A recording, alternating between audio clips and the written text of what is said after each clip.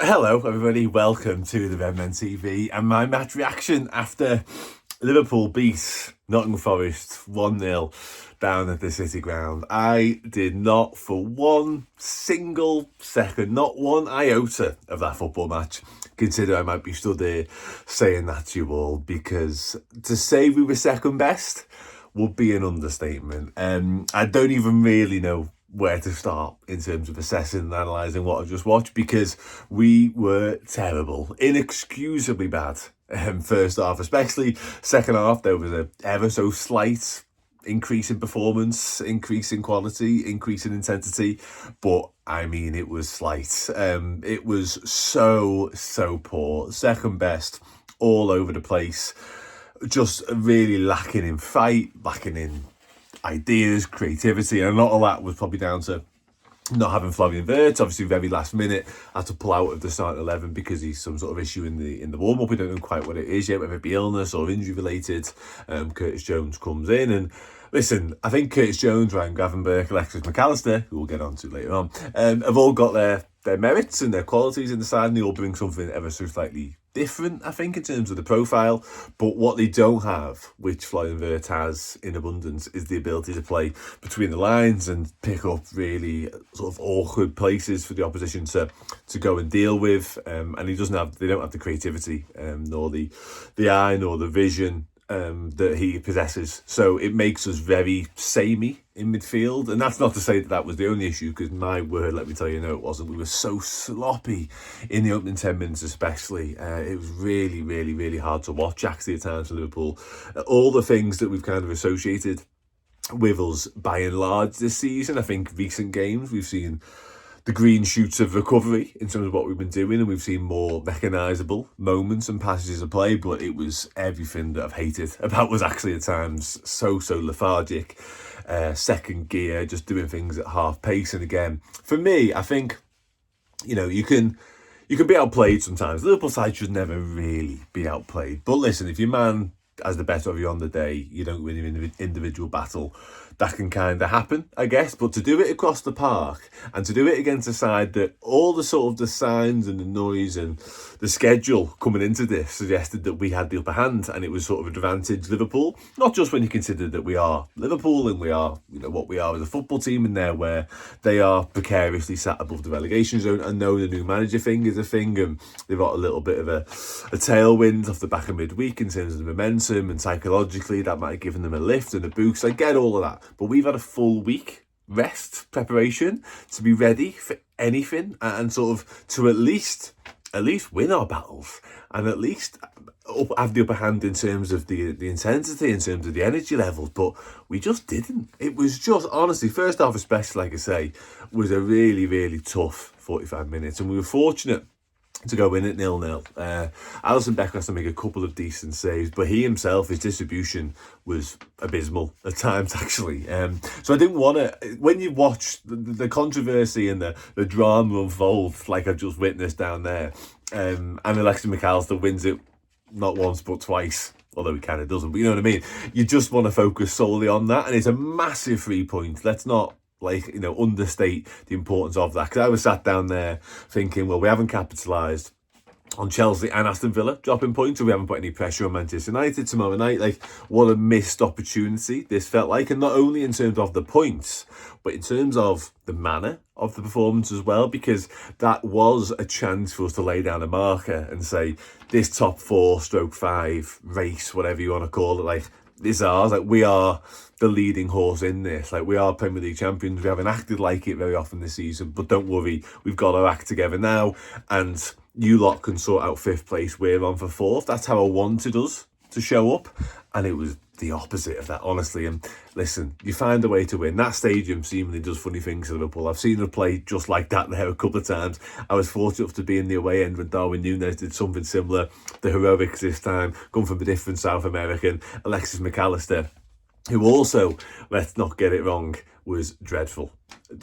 His legs, I'm worried about his legs, I'll be honest. And he was quick onto the loose ball to fire it into the net, by the way. Not that he could miss, but yeah, there's a concern for me now for Alexis McAllister, because he just doesn't look to have that doesn't look to have the fuel to get him around the pitch anymore. There's something, and again, this is after a week's rest. We haven't been, put through the ringer in midweek away from home in Europe somewhere. That was Nottingham Forest that did that. So yeah, and so at times we just look so soft-centered. I'm not gonna, this isn't the moment. This is the moment for the drama and the glory and the victory, and what a crucial 3 points that may well turn out to be. And in terms of the psychological impact of winning like that, it may well give us a little bit of a lift and a bit of a boost for what's to come down the road as well. But we do look so vulnerable still. Like the middle of the park, like we are crying out for someone a little bit more defensive minded in there, because sometimes the ease with which team just waltz through the middle of us,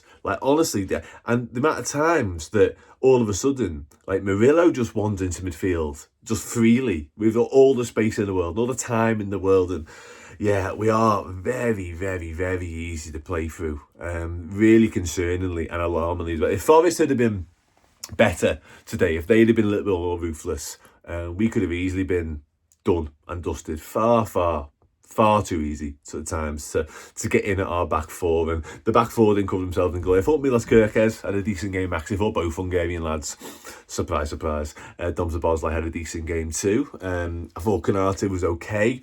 I thought the midfield three all struggled as a collective individually. I thought Gravenberch was really, really poor at times, to be honest. The front three was relatively non-existent. We should talk about Hugh Ekitike's blushes are saved by the fact that initially Alexis McAllister scored with his elbow and it's disallowed, drama, VAR. But Hugh Ekitike has to score that header. Rio Ngamoa, by the way, now I'm on to the goals. Rio Ngamoa does unbelievably well. Like, the kid makes a genuine impact when he comes on. And I call him a kid because he is a kid. It is what it is. But lovely ball. Ekitike has got to score. The goal's at his mercy. Like, honestly, his heading ability, I don't know what it is, but that's 3 or 4 golden opportunities, golden chances I can think of now with his head that he hasn't managed to put away. Like, work on that side of it, get accomplished in that department, and you have a world beater. But for whatever, if you're gonna keep getting on the end and keep having these chances in the air, you're gonna need to start putting some of them away. But as I say, didn't really matter initially because it comes off McAllister's arm, then it's disallowed, and you think, okay, that was that then. Would have been undeserved, but my word, we have took it, and then it happens. Even later on, we are in the last seconds of the match. Ball breaks loose. Alexis McAllister, Johnny on the spot, on the end of it, fires it into the net. Away crowd go absolutely mental, as you might well have anticipated. I was there when Darwin Núñez did something very similar at a very similar point in the match a couple of years ago, having not played particularly well, and it just went off like absolute scenes. Didn't deserve it. Honestly, I could have done a 15-20 minute conversation and chat about just how poor we were, how sloppy we were, how weak we looked at times. I thought the changes had a relatively decent impact. I thought Ngamoa was excellent when he come on. More with Rio, please, because I've tried to understand the holding him back a little bit and only giving him very brief, very minor cameos. Today was a slightly longer cameo. I've tried to make peace and come to terms with the fact that we aren't going to see him starting games of football. But the more I watch Cody Gakpo struggle and Mo Salah struggle, because they really were poor today, the pair of them. Salah wasn't happy when he came off. And then you see Rio and what he can produce when he comes onto the pitch. It's a no-brainer. Rio just has to be given more time, more minutes, because he makes things happen, and Liverpool need to make things happen more often. Honestly, I don't know how we've just managed to get them 3 points. I have no idea whatsoever, because we were terrible. Terrible.